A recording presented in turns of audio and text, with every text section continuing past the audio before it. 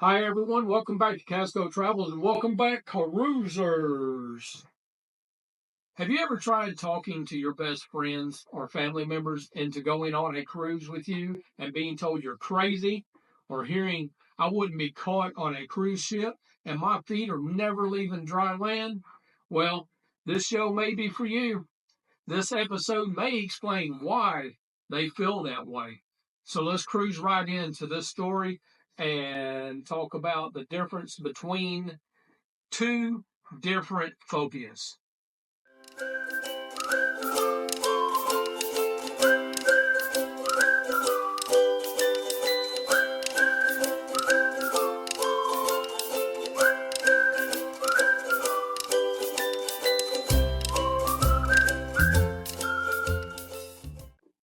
Have you ever felt a knot in your stomach just thinking about a cruise? Well, you're not alone. Millions suffer from cruise ship anxiety, and today we're diving deep into why. Or is the vast ocean calling you or terrifying you? As we explore psychology behind thalassophobia and nomophobia, I'm going to explain to you the differences between the two. While nomophobia specifically refers to the fear of cruise ships, thalassophobia is a broader fear of the ocean and large bodies of water. Often, nomophobia stems from thalassophobia, but it can also uh, be triggered from other factors related specifically to the cruise ship experience. What these fears, what might cause these fears? I mean, there's many causes and other things that trigger these things in our mind. So maybe it's a past negative experience, like maybe seasickness, where you got on a cruise ship and you got sick, or you were just on a boat out in the middle of the lake and you got nauseated from a rough voyage or something like that. Or is it a near drowning experience? A lot of people have experienced near drowning experiences to where they um, got in a swimming pool or in a lake and didn't know how to swim very well, or they were professional swimmers and they got themselves in just this fix to where they needed help at that time. Or have you witnessed a cruise ship accident? Have you seen it on TV or something like that? Like media influence. That's a large issue. The media puts it out there, and all of a sudden it's like, oh my gosh, look at this. We can't go. That ship just sank. I'm not getting on a cruise ship. Well, just know a lot of times that, these are very few and far in between incidences. Um, they don't happen all the time. Uh, do accidents happen? Yes. Do we need to be prepared for these accidents? Yes. But the media influences a lot of people by their movies, news reports depicting shipwrecks or ocean disasters. You know, a lot of people see these and they're like, nah, not for me. I ain't going. But how many times have you seen a car wreck on TV? How many times have you seen somebody falling off of something? How many times have you seen train wrecks? How many times have you seen planes go down? It happens all the time. But there are things put in place to protect the passengers on the cruise ships. Now, another thing we're going to dive into is claustrophobia or agoraphobia. The confined spaces of a ship or the vastness of the ocean might trigger these related phobias. Maybe it's just your loss of control. Being at sea can feel like a loss of control, which can be very anxiety provoking for some people. This loss of control may be something like being out in the middle of nowhere, out in the middle of a desert, knowing that you can't find water, knowing that you can't find a close store that we're used to. going just right down the road to the nearest convenience store or something like that. Maybe it's something like that that triggers that in you. But now there are some things you can do to try to overcome these fears of cruising, like therapy, counseling. It's a cognitive behavior therapy, CBT. It's off, it's often effective for some people. Seek that out if you need to. Or exposure therapy. Gradually expose yourself into these things that give you all this fear from the water or cruising or something like that. Medications. In some severe cases, medication might be helpful. But to me, one of the most things that work the best is relaxation techniques, deep breathing, meditation, and so on. Just relax. Take yourself into a position to where you're thinking about the beach, you're thinking about the ocean, you're thinking about the mountains, the cool winter breeze, or the leaves changing colors on the trees, or something like that. Put yourself in that atmosphere that best suits you. Because what best suits you is going to be the most relaxing to you. Now, I'm not a doctor, I'm not a therapist, but I do know that if you take your mind off of some of the negative things and put a lot of positives into the bucket, you're going to be more relaxed when you start to venture out on a lot of these adventures and vacations and cruises and stuff like that that you want to go on. So really keep that in mind when you're doing that. Now, if you have experienced nomatophobia or thalassophobia, please leave a comment below. I would love to hear your experiences from it, and maybe we can touch on those topics. If you don't want to start out on a ocean cruise, think about a river cruise. River cruises offer the proximity to ports, shelter. This is another excellent option for you because when you're on a river cruise, 95% of the time, now that's just me, 95% of the time, you can see land. Look to the left, look to the right, you can see land on a river cruise. I don't know very many rivers in the U.S. that you can't see land from either direction you look. Think about an option like that. That may be right up your alley to really start relieving your anxiety and get you ready for an actual ocean Caribbean cruise or a transatlantic cruise. Hey, that's an option. But by understanding the extensive safety measures employed by the cruise lines and considering alternative itineraries, you can significantly reduce your anxiety and enjoy a safe, memorable cruise experience. Have you ever dreamed of a luxurious cruise only to be paralyzed by this fear of seasickness or the vastness of the ocean?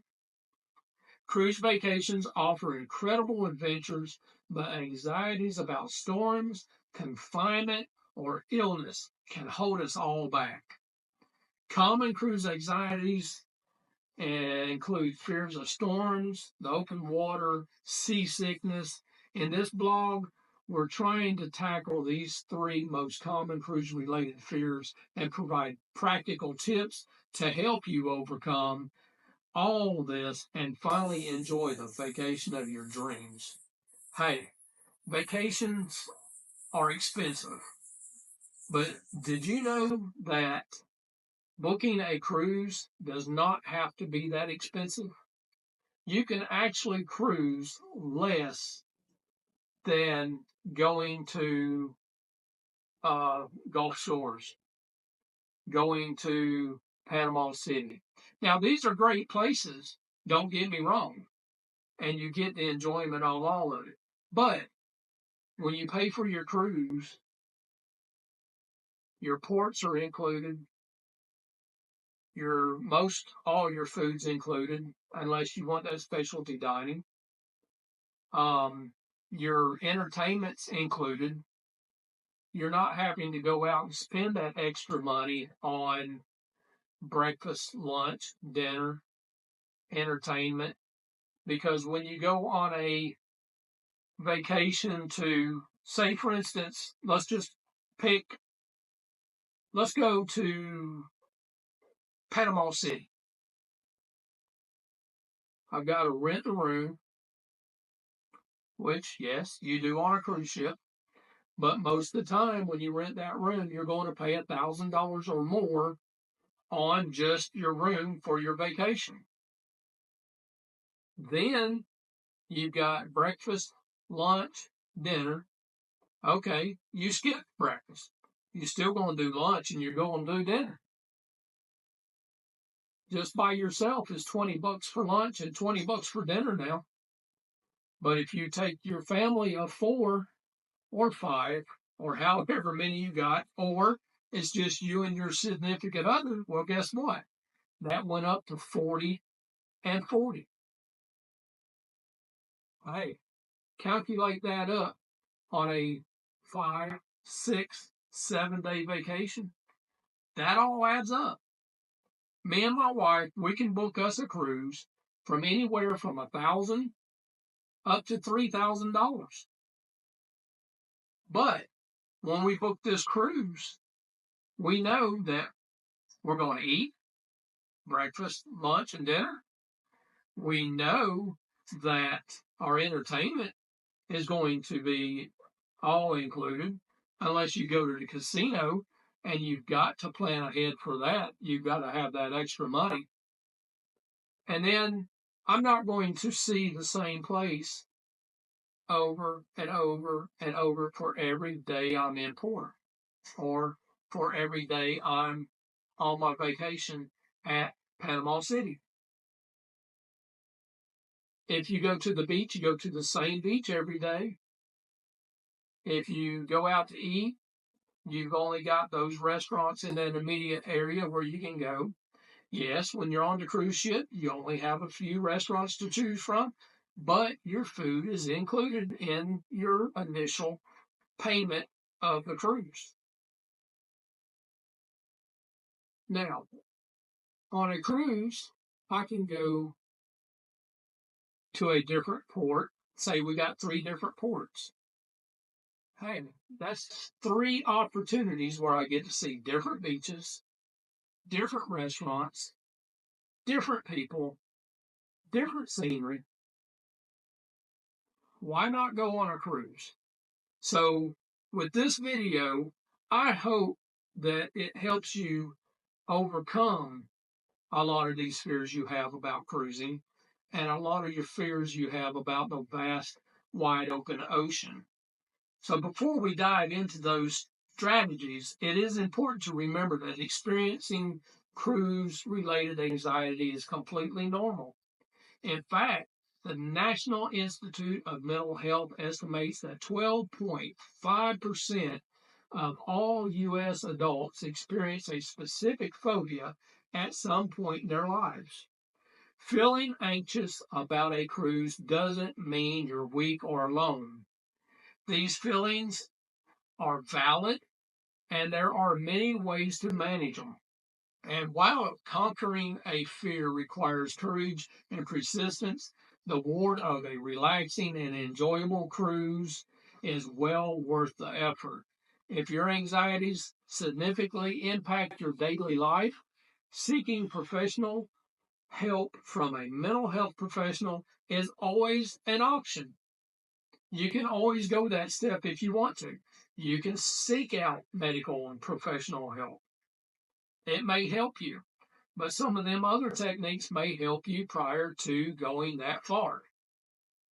Try them out and see if they work. Now, the vast, big, large ocean,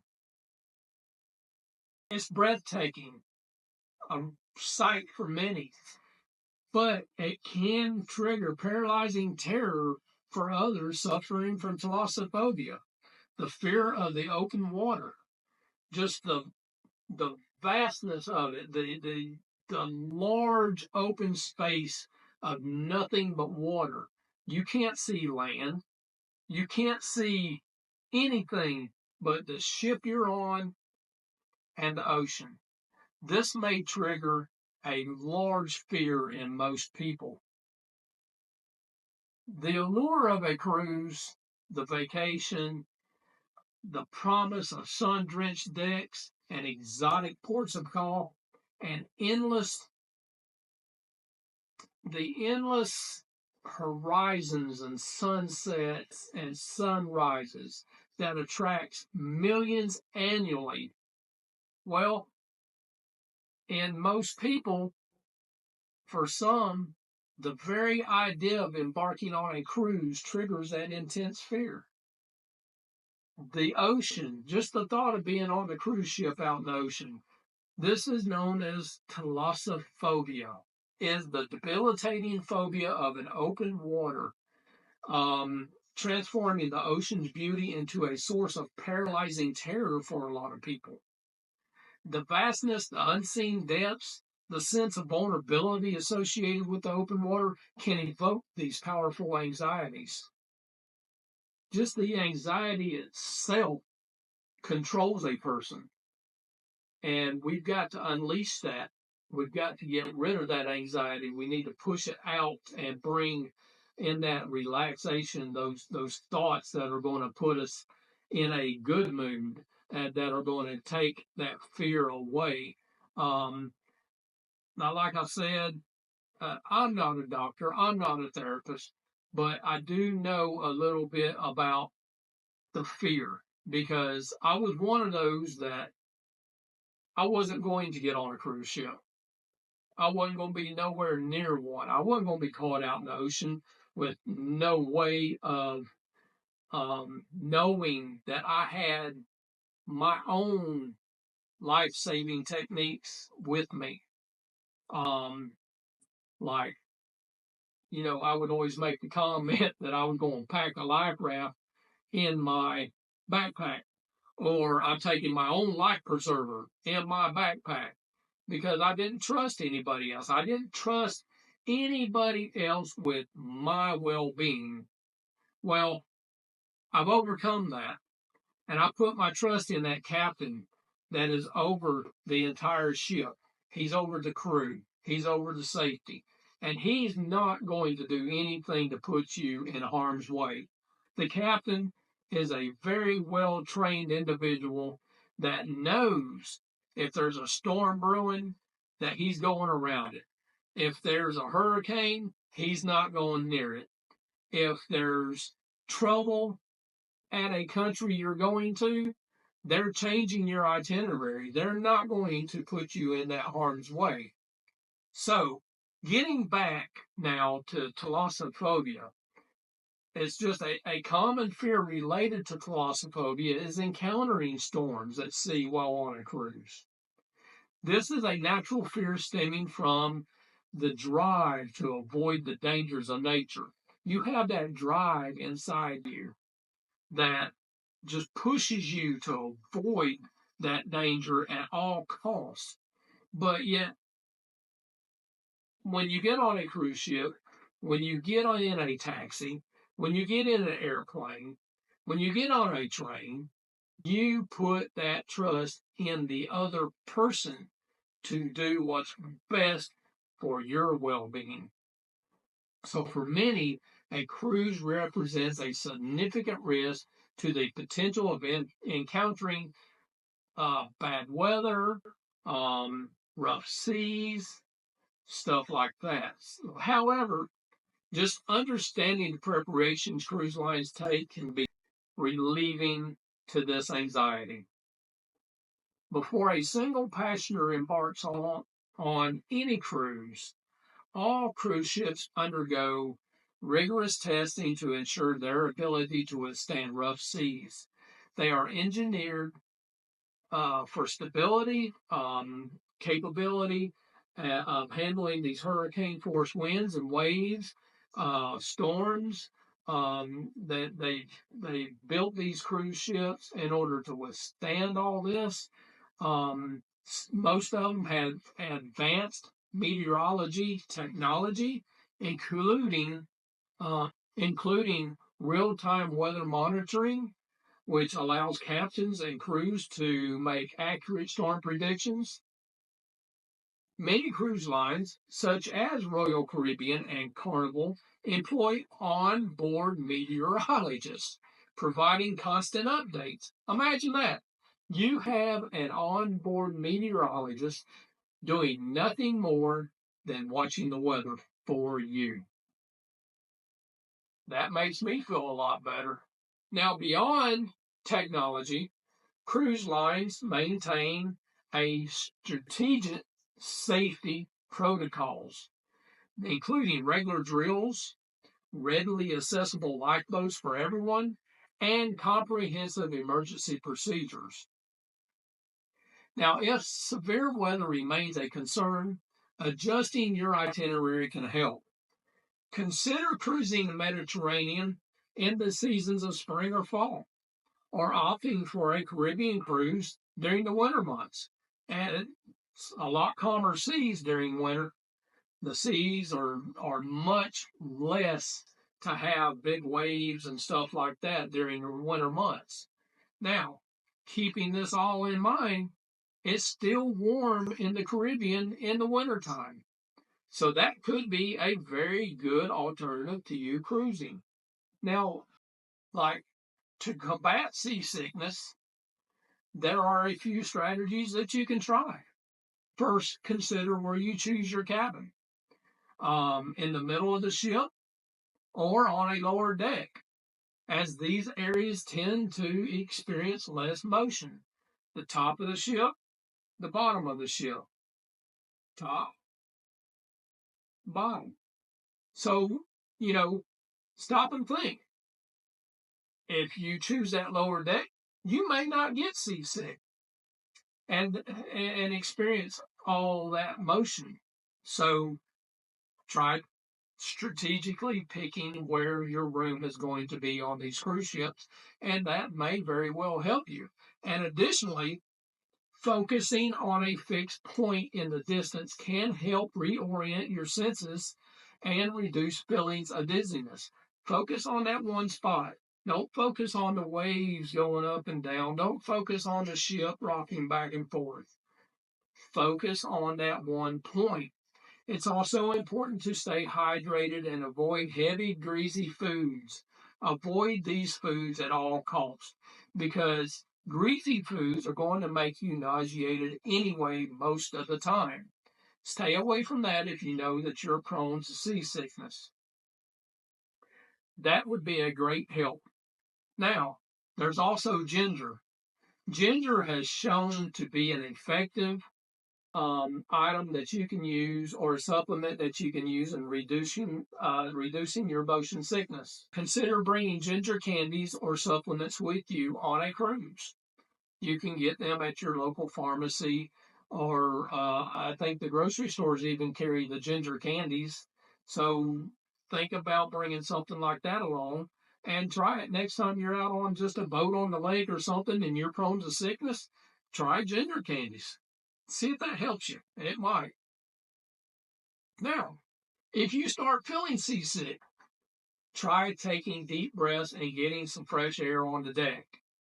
Don't focus on the waves, focus on a point, but sit out on the deck, just close your eyes and think of all those relaxing places like if you like the mountains on a cool winter day or a fall day or the driving through the mountains and looking at the leaves, or if you like just sitting on the beach and soaking up the sun, think about those thoughts that make you happy at that time. Some people find relief from wearing acupressure wristbands. It's a wristband that you wear around your wrist, and it's got a little, uh, like a little ball or something that puts pressure right here that causes you, in some people, it actually helps reduce their symptoms of motion sickness. And in In most cases, you can use an over-the-counter medication called Dramamine. They do sell it also. If you experience that, try it.